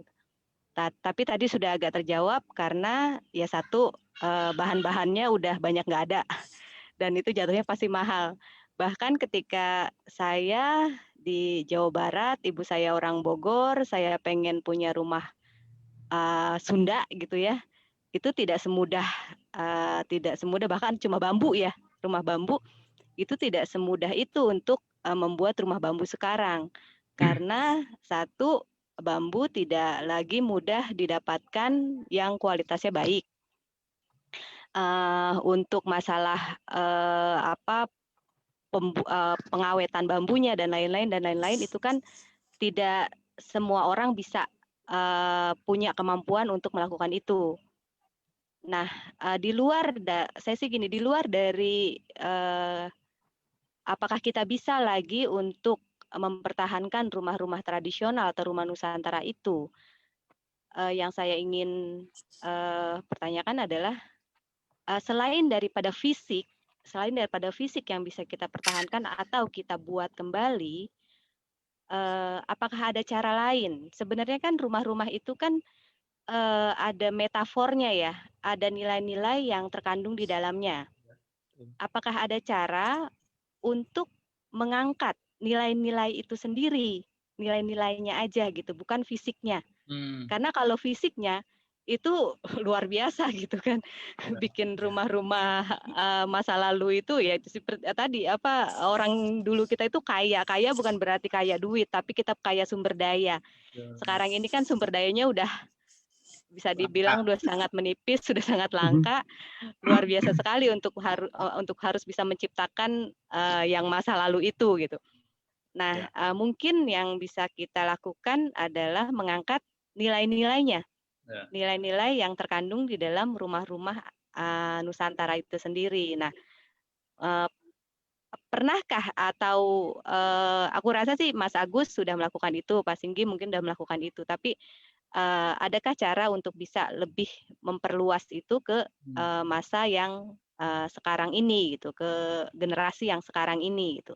Karena saya sendiri aja udah ketika ke daerah, ke daerah-daerah gitu-gitu kan itu banyak sekali yang sudah hilang gitu, walaupun mungkin di beberapa masyarakat yang cukup kuat adatnya itu masih bisa dipertahankan, tapi secara umum itu udah sulit sekali gitu ke daerah mendapatkan atau melihat rumah asli gitu ya, yang sangat asli dan benar-benar memakai pakem-pakem yang nenek moyang kita pakai gitu. Itu sih yang ingin saya coba share, apa nih yang bisa kita lakukan untuk bisa nilai-nilainya dulu kita angkat, karena itu nggak perlu produksi kan, nggak perlu produksi, cuma butuh kesadaran aja gitu. Itu sih, itu aja, terima kasih. Ya, makasih. Salam Mas Agus. Ya, kalau mungkin nilai itu apa ya?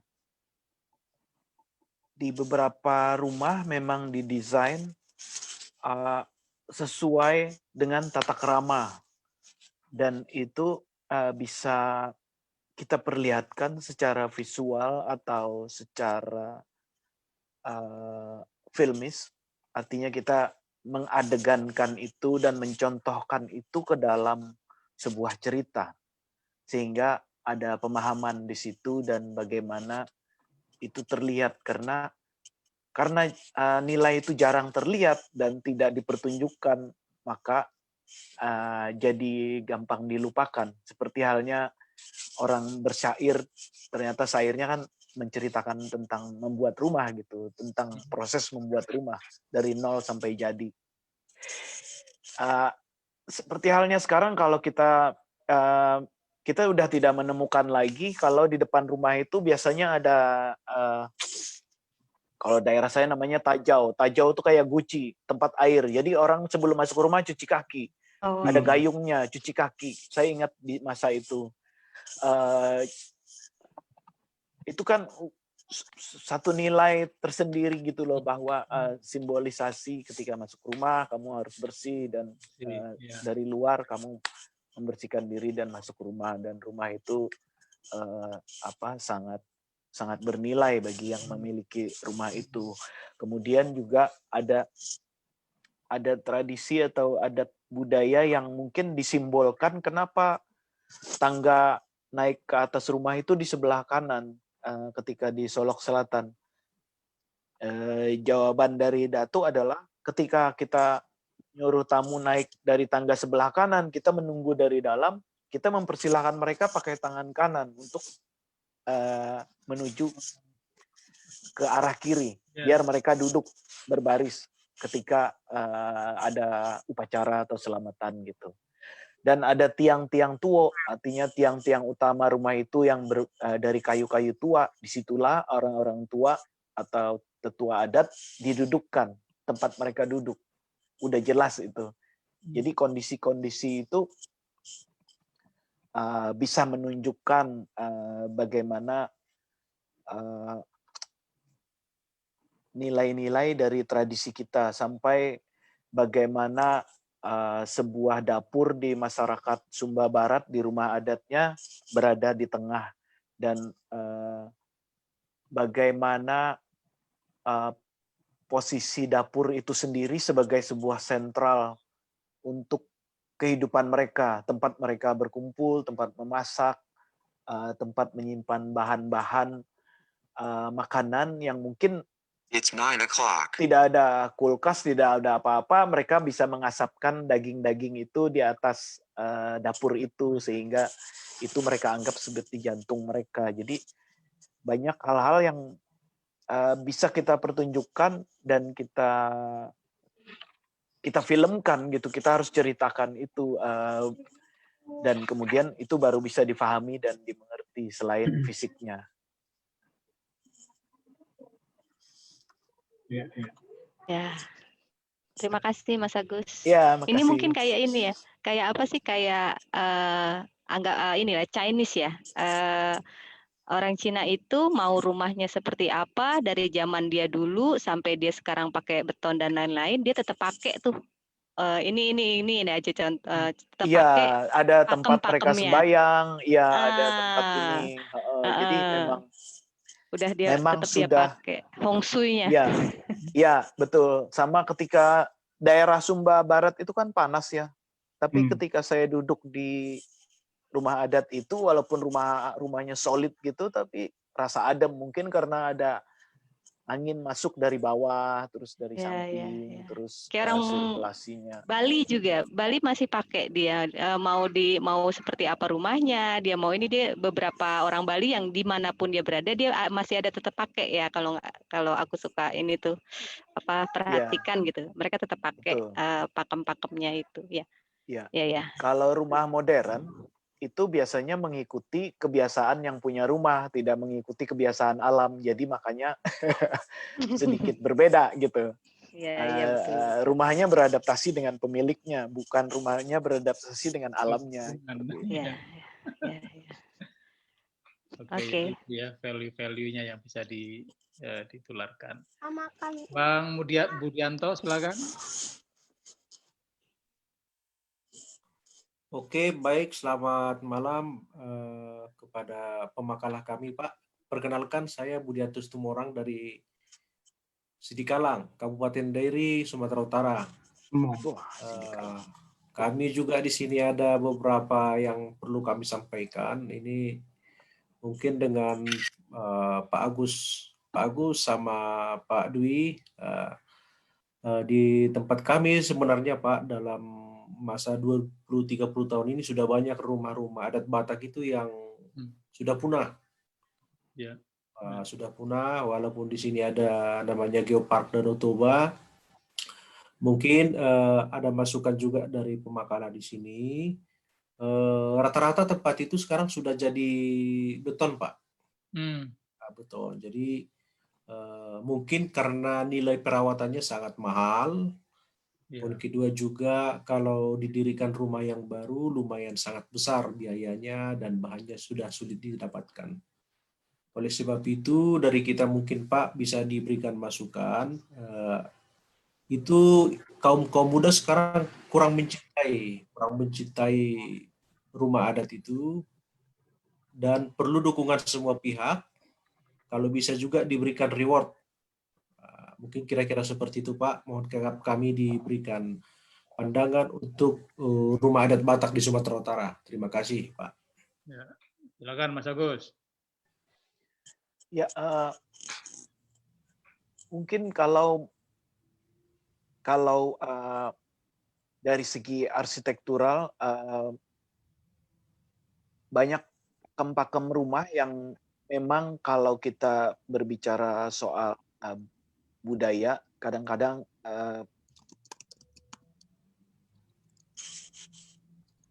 tidak bisa dicampurkan dengan hal-hal yang modern, tapi sebagai generasi muda harusnya bisa terinspirasi oleh desain yang lama, kemudian diaplikasikan ke hal yang modern sehingga menjadi sesuatu yang baru. Karena budaya itu tidak bisa bertahan seperti di masa-masa sebelumnya, karena yang sekarang adalah masa sekarang, tapi bagaimana masa sekarang itu bisa mengaplikasikan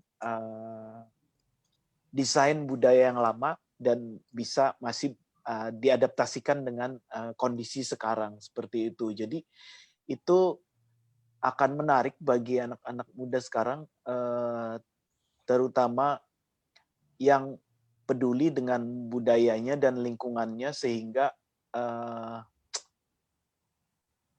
benda-benda asing yang tidak pada tempatnya itu jadi tidak merusak daerahnya, karena kalau tidak kan semua daerah akan isinya ruko semua, seperti halnya yang terjadi di beberapa daerah. Yang dulu saya pernah lihat kiri kanan saya naik motor, kiri kanan sungai, terus jembatan, terus ada gang atau kampung. Sekarang ketika saya balik, itu semua tidak ada, yang ada ruko aja. Sungai udah nggak ada, jadi jalanan ruko. Ya, terus gang atau kampung itu di balik ruko. Jadi itu permasalahannya itu. Nah itu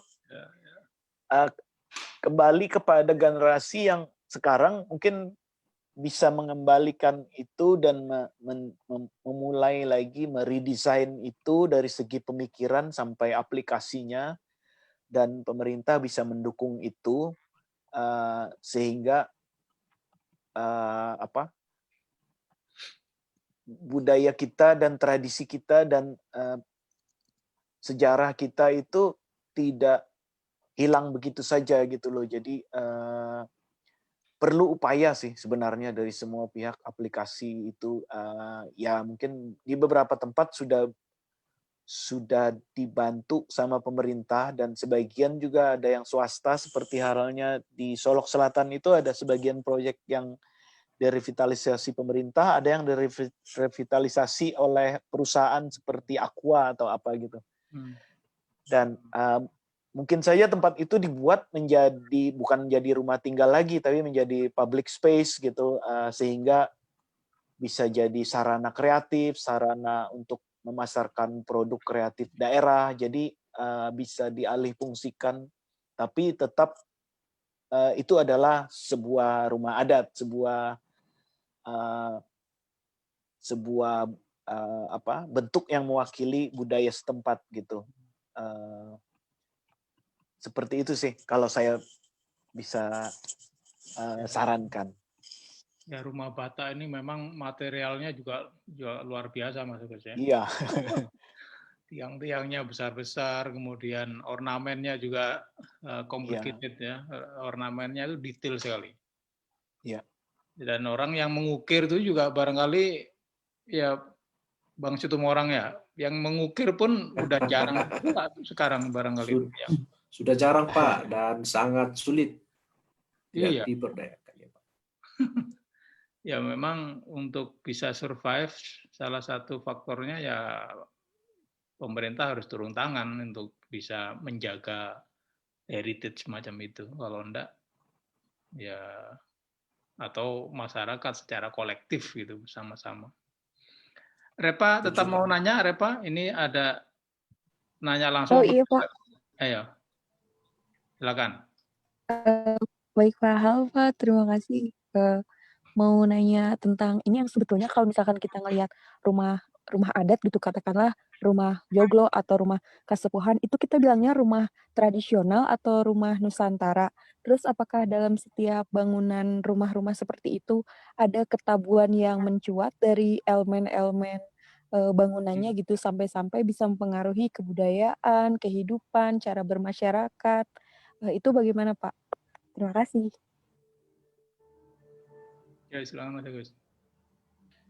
Ya, rumah itu seperti kalau yang kata-kata yang dekat dengan saya adalah rumah gitu ya. Tapi ketika itu menjadi sebutan sebuah rumah adat atau rumah tradisional, kalau rumah adat mungkin itu berarti rumah sebuah kelompok, rumah sebuah suku, kaum yang dipimpin oleh seorang pemimpin, dan hanya para pemimpin yang bisa tinggal di rumah itu karena dia ditunjuk untuk memiliki itu. Kalau rumah seperti rumah joglo mungkin karena kondisi kebangsawanan dia memiliki itu dan pantas memiliki itu. Begitu pula dengan rumah limasan, rumah masyarakat kampung biasa gitu. Tapi juga ada rumah para saudagar yang bisa seperti limasan, seperti joglo, tapi keren juga karena memang pemiliknya saudagar, jadi dia bebas mendesainnya. Kalau rumah itu apa tadi, hal yang tabu maksudnya? Iya, ada di dalam setiap rumah kan pasti ada sesuatu yang tabu, ini nggak boleh itu.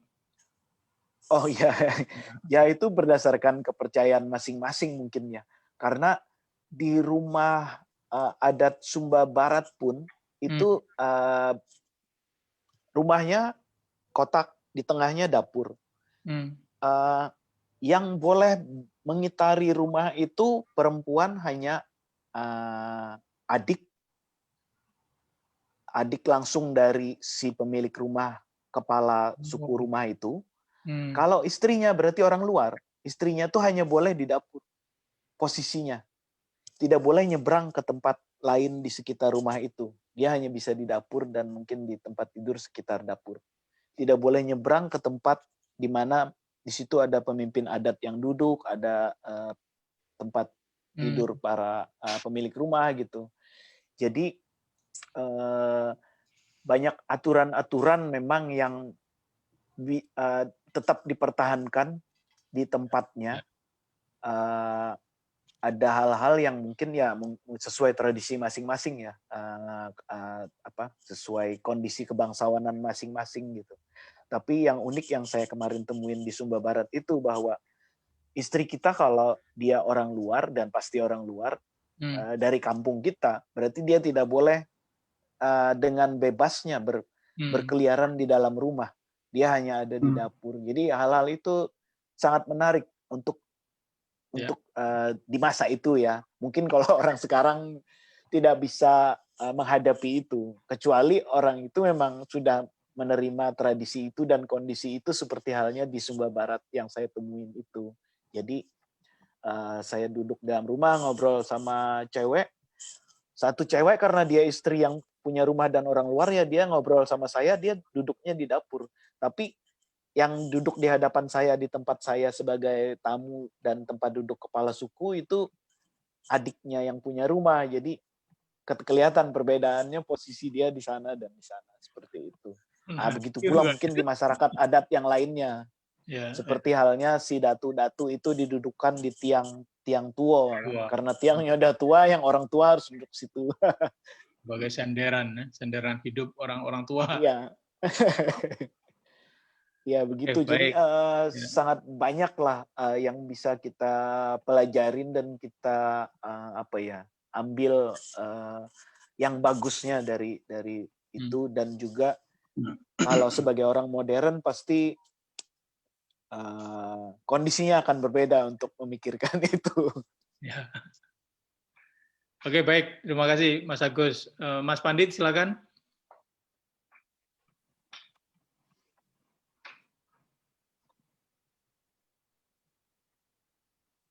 Halo, Mas Pandit.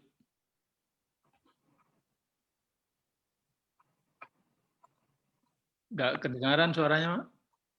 Silakan Mas Pandit, suaranya. Halo. Ya. Ya, silakan Mas. Oke. Tadi dalam diskusi, Mas Agus ada mengatakan, ada satu statement bahwa rumah orang kota itu mengikuti kebiasaan orang yang punya rumah. Sementara orang-orang yang bukan kebiasaan alam lah gitu ya. Sementara kalau rumah adat atau tradisional di desa itu mengikuti kebiasaan alam. Nah, sementara Pak Situmorang tadi menyatakan ada satu keluhan bahwa orang-orang muda saat ini itu kurang menghargai rumah adat atau tradisional. Saya mungkin bisa melihatnya seperti ini, bahwa ada satu kaitan nilai-nilai dan kenyamanan, di mana nilai-nilai dari rumah adat harus dipertahankan, itu tadi sebutannya dengan alam dan lain-lain. Sementara anak-anak muda maupun orang-orang urban itu mengharapkan satu kenyamanan. Maksudnya begini, mungkin Mas Singgi masih ingat 3 minggu yang lalu saya hadir di Temanggung untuk survei tempat penginapan di sana. Saya sangat senang sekali melihat rumah-rumahnya itu, ya, rumah panggung dan yang segala lainnya dan fasilitas yang ada segala macam. Tapi kembali setelah itu saya khawatir bahwa saya ingin memperlihatkan bagaimana rumah-rumah adat atau rumah-rumah tradisional di sana dibangun dan suasananya seperti apa, kita kembali ke desa seperti itu ya. Tapi saya juga nggak bisa pungkiri bahwa teman-teman atau rombongan saya yang mau saya bawa ke sana itu orang-orang urban yang sangat menghargai kenyamanan. Nah, waktu itu bisa nggak sih nilai-nilai yang tadi disebutkan itu dikaitkan atau dikolaborasi dengan kenyamanan orang-orang urban? Misalnya, semua nilai-nilai adat dipertahankan, tapi ditambahkan kenyamanan, misalnya pakai AC gitu ya. Jadi kalau yang di sana kan memang sengaja nggak dipakai AC karena ada nilai-nilai alam bahwa itu merupakan satu global warming kali atau seperti apa gitu ya. Cuman agak susah buat saya untuk memperkenalkan orang-orang urban ini dan juga anak-anak muda ini untuk bisa menghargai tempat tersebut gitu loh. Mungkin akan menghargai, tapi nggak nyaman. Jadi ya mungkin cuma semalam terus tadi itu pindah tempat lagi gitu ya. Ini satu kenyataan yang ada kalau menurut saya gitu loh. Anak-anak muda sekarang pun juga sudah terbiasa dengan kenyamanan yang ada di kota maupun di urban gitu loh, di mana semua kenyamanan yang ada itu sangat diharapkan oleh mereka gitu loh. Nah, pertanyaan saya itu tadi, mungkin nggak sih nilai-nilai itu dipertahankan tapi ditambahkan dengan kenyamanan supaya mereka bisa stay di sana atau bisa mempelajari dan bahkan bisa menghargai gitu. Itu aja. Terima kasih. Ya, itu saya alami ketika saya di Sumba Barat di Kampung Tarung namanya. Jadi itu Kabupaten Waikabubak, kotanya udah ya cukup modern lah sebagai sebuah kabupaten. Tapi Kampung Tarung tuh ada di atas bukit tersendiri. Dan itu pernah terbakar dan dibangun lagi dan rumah kayu dengan atap elang-elang. Kemudian saya kenal dengan kepala adatnya yang satu rumah, namanya Rato Lado Regitera, di mana dia sebenarnya masih muda sih, 41 tahun umurnya dan dia sudah diangkat menjadi Rato. Rato itu mungkin kalau ini kayak ketua adat atau pendeta lah. Ya. Jadi dia menjelaskan begini, sebelumnya ketika rumah ini dibangun, jalanan ini tanah, sekarang udah dikasih semen. Sebelumnya lagi, jalanan ini hanya tanah dan batu. Kemudian sebelumnya lagi, di sini tidak ada toilet. Kenapa sekarang ada toilet? Dan toiletnya dikasih tahu di bawah situ. Karena kalau ada tamu datang ke sini turis, dan mereka pengen pipis, masa mereka harus kembali ke hotel? Atau ke tempat yang jauh, ke tempat pipis mereka dimanapun di bawah bukit itu. Jadi tidak mungkin itu terjadi, akhirnya mereka harus menyesuaikan dan membuat toilet di situ demi kenyamanan tamunya. Dan itu dia iakan sebagai pemimpin, walaupun tradisi-tradisi lainnya tetap dilakukan seperti halnya masyarakat tradisional mereka, seperti kemarin ada musim berburu gitu ya, berburu babi, terus itu masih mereka lakukan, berburu babi ke hutan, terus membawa babi kembali, terus upacara adat mereka tetap lakukan gitu. Tapi ya mengenai yang hubungannya dengan kenyamanan dan turis dan itu mereka sudah mengalami itu dan mulai terbuka dengan itu sehingga bisa tersedia toilet di situ. Itu salah satunya sih. Dan sehubungan dengan itu kan sebenarnya wisata di daerah tradisional itu adalah wisata pengalaman. Jadi selain kenyamanan juga pengalaman. Jadi itu yang perlu tetap dipertahankan, pengalaman di kampung tradisional dan bagaimana orang bisa tinggal dengan nyaman seperti itu. Oke, ya. Baik, gimana kawan-kawan? Ada yang mau tanya lagi sebelum kita akhiri beberapa menit lagi, kecuali kalau ada yang mau bertanya, berkomentar, ya, berpengalaman tentang rumah.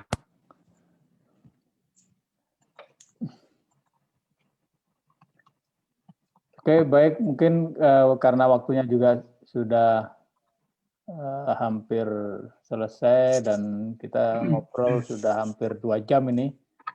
Nggak kerasa. Nggak kerasa. Ya, terima kasih sekali atas sharing dan ceritanya tentang rumah-rumah yang sudah dikunjungi dan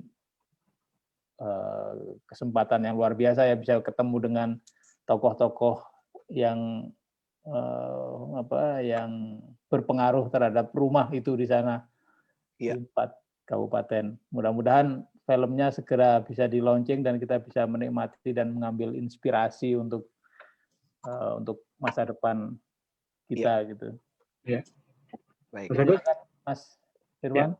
Ya. Sebelum saya wrap up, Mas Agus closing statement. Monggo, Mas. Closing statement saya sebenarnya simple saja. Ketika saya berkunjung ke satu tempat, keindahan itu ada pada karakter orangnya yang saya temuin di tempat itu. Kalau pemandangan itu hanya bonus. Jadi kalau kita bepergian, kita mengunjungi sebuah karakter. Bukan sebuah pemandangan, karena kalau pemandangan pasti banyak pembandingnya. Tapi kalau karakter itu sangat spesial. Luar biasa. Luar biasa. Luar biasa. Oke, saya catat kembali di sini, Mas Agus. Oke, terima kasih Mas Agus atas inspirasinya. Mudah-mudahan proyeknya cepat selesai dan jangan lupa nanti kita dikabari untuk bisa nobar rame-rame. Oke, Mas. Baik, iya, betul. Mungkin juga nanti kalau misalnya sudah tayang kita bisa berdiskusi lagi. Ya, bisa. Sangat menarik. Ya. Kita bicara dengan karakter orang, Ini juga sama sih sebenarnya diskusi bagaimana ketika kita menawarkan Indonesia dengan beragam budaya Nusantara, harusnya kita menawarkan Indonesia itu di people and culture, di karakter orangnya, bukan cuma sekedar pemandangan yang indah, karena kita akan sangat mudah googling di Google Image gitu ya, pemandangan indah akan keluar dengan mudah. Gitu dampak rumah pelangi itu lumayan banyak di daerah-daerah lain. Betul. Ya, oke. Saya akan coba wrap up sesi diskusi inspiratif kita malam ini. Yang pertama, bahwa rumah adalah representasi budaya di seluruh bagian bangsa di Nusantara. Mas Agus sudah membuktikan di beberapa kota yang mewakili beberapa pulau di Indonesia bahwa representasi budaya itu sangat terlihat di rumah. Kemudian kita melihat tadi juga tentang isu sustainability, bahwa rumah itu bukan hanya desain, tapi bagaimana sebuah gaya hidup yang juga muncul mungkin dari bagaimana mereka memilih material pembentuk rumah yang hanya akan diambil dari sumber daya terdekat. Jadi memang mereka sangat sadar dan itu tidak meninggalkan carbon footprint gitu ya. Nah, kemudian terkait dengan pesan, tadi banyak dielaborasi bahwa setiap elemen dalam sebuah rumah itu mempunyai makna, dari mulai material, posisi pemasangan, bentuk ataupun perlakuan, dan juga estetikanya. Semuanya itu ada pesannya. Jadi unsur kalau di kajian komunikasi ada semiotika gitu ya Mas Agus. Ini sangat dalam sekali. Kemudian terkait dengan filosofi, semakin lama semakin luntur, walaupun mungkin secara bentuk masih sama, namun kebanyakan hanya sekedar ada. Ya. Tadi Mas Agus sempat cerita bahwa bentuknya mungkin masih sama, tapi kita melihat bahwa tiangnya sudah diganti semen gitu ya, terus kemudian atapnya diganti seng. Jadi ya formalitas untuk menghadirkan budaya mereka dari masa lalu tetap mencoba dihadirkan, mungkin dengan apa namanya, karena takut kualat atau apa gitu ya. Tapi mereka mencoba berdamai dengan pragmatisme saat ini dengan material yang semakin mahal dan seterusnya. Kemudian ini yang menjadi menarik adalah bagaimana ke depannya mengajak anak-anak muda untuk mau dan tidak merasa diseret ke masa lalu dengan apa namanya, berbagai upaya-upaya kontekstual yang pada akhirnya mereka merasa bahwa ini adalah menjadi tanggung jawab mereka juga ke depannya. Di saat semuanya serba pragmatis, semuanya serba instan, dan semuanya mengatasnamakan kerepotan dan ketidakpraktisan, sehingga budaya yang diluhung itu ditinggalkan. Nah, mungkin itu yang bisa kita apa namanya, sarikan dari inspirasi di Project Mas Agus. Terima kasih banyak Mas Agus sekali lagi. Terima kasih juga kawan-kawan yang sudah hadir di sesi kita malam ini. Kemudian informasi untuk minggu depan, di Selasa depan tanggal 22 Desember, di jam yang sama, 19.30. Ini masih di seri Kreatif Industri. Ini kawan Mas Agus juga. Kita akan kedatangan Mas Harvan Agus Riansyah, seorang award-winning filmmaker. Baru-baru ini dapat penghargaan di Guam International Film Festival.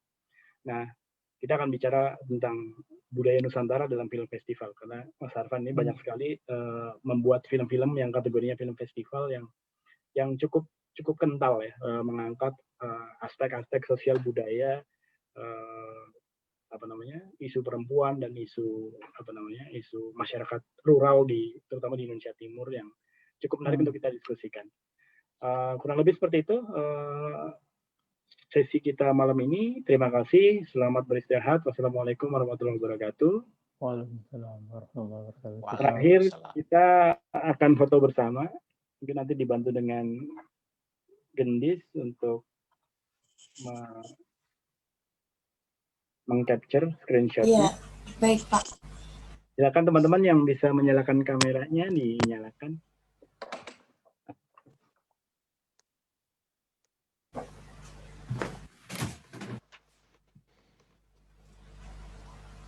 Sudah?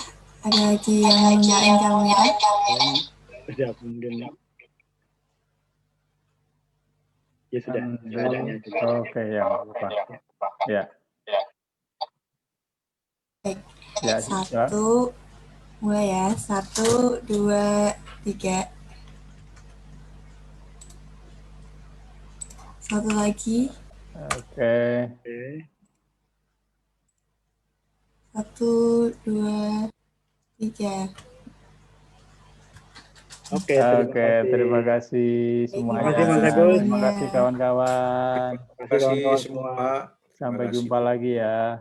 Kita harus sehat semuanya. Harus ngopi-ngopi lagi nih.